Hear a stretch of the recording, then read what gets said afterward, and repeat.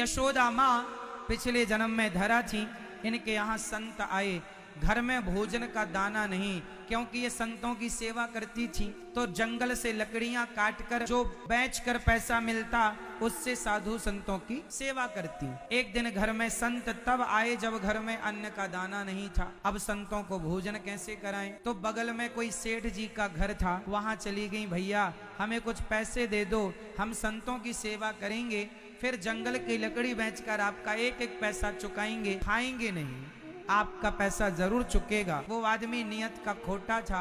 उसने माता धरा को देखा और कहा, तुम बड़ी सुंदर हो, यदि तुम हमें मिल जाओ तो हम तुम्हें पैसे दे देंगे, तुम अपनी जरूरतें पूरी कर लेना। धरा ने कहा, मिल जाओ मतलब क्या है? बोले, उस आदमी ने कहा कि ये जो तुम्हारे स्तन हैं ये मुझे बड़े प्रिय लग रहे हैं, यदि तुम ये मुझे दे दो तो मैं तुम्हें बहुत सारा पैसा दे सकता हूँ। माता धरा से उसने उनके स्तनों की डिमांड कर ली। उसकी नियत तो खोटी थी, उसने अपने ढंग से स्तन मांगे थे, लेकिन माता धरा ने कहा कि ये शरीर का चमड़ा, यदि इसे देने से संतों की सेवा हो जाए तो देना ही ठीक है, क्योंकि अब कोई ऑप्शन नहीं। तो धरा माँ ने कहा, ठीक है, मैं तुझे अपने स्तन देती हूँ। वो आदमी तो बड़ा खुश हुआ।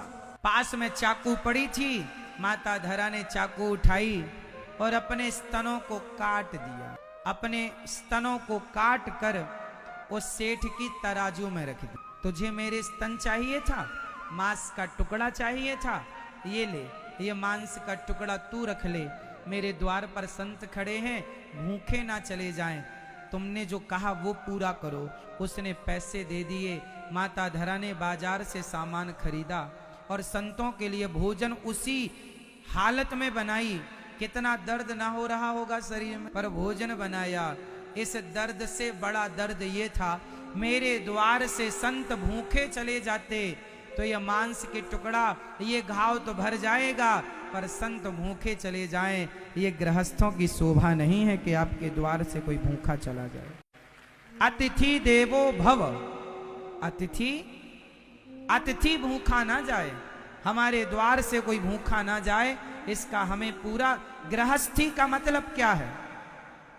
गृहस्थ धर्म निभे तब तो गृहस्थी है। वो घर घर है जिस घर में अतिथि सेवा होती है, साधु सेवा होती है।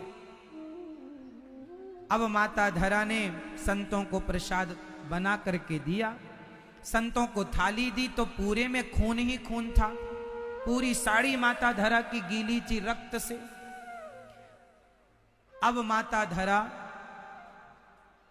से पूछा संतों ने, अरे देवी ये आपके शरीर से इतना खून कैसे? अच्छा, धरा ने संतों को नहीं बताया था कि मैंने अपने स्तन काट कर दे दिए। कैसे बताए? धरा माँ दुनिया की नियत तो समझती हैं, लेकिन अब कैसे कहें? बस उन्हें तो भोजन परोसना था, परोस दिया।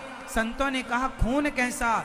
जब जिद की संतों ने तो पूरा बता दिया कि मेरे घर में कुछ अन्न का दाना नहीं था, आप अतिथि के रूप में थे, आपको मैं क्या खवाती। उसके पास उधार मांगने गई कुछ पैसे, तो उसने कहा कि तुम्हें अपने स्तन देने पड़ेंगे। मतलब उसने पैसों के बदले मेरे से मेरा शरीर मांगा था कि साधु सेवा करनी है तो तुम अपने स्तन दे दो, तो मैंने दे दिए, काट करके दे दिए। संतों ने कहा, इतना बड़ा त्याग तुमने किया? वो संत थे ही नहीं, संत रूप में भगवान थे। वाह देवी, आपने साधु सेवा की है, आपने अपने स्तनों का दान दिया है। अगले जन्म में हम आपका बेटा बनकर आपके नहीं स्तनों का दूध पिएंगे, आपका पुत्र बनकर। वही धरा यशोदा बनी और वही भगवान आज माँ यशोदा के आंचल में गोद में लेटकर माँ का मीठा मीठा दूध पी रहे हैं। जगत को नचाने वाले परमात्मा, जगत का पेट भरने वाले परमात्मा का पेट आज माँ यशोदा भर रही हैं। देखिए ना, सौभाग्य।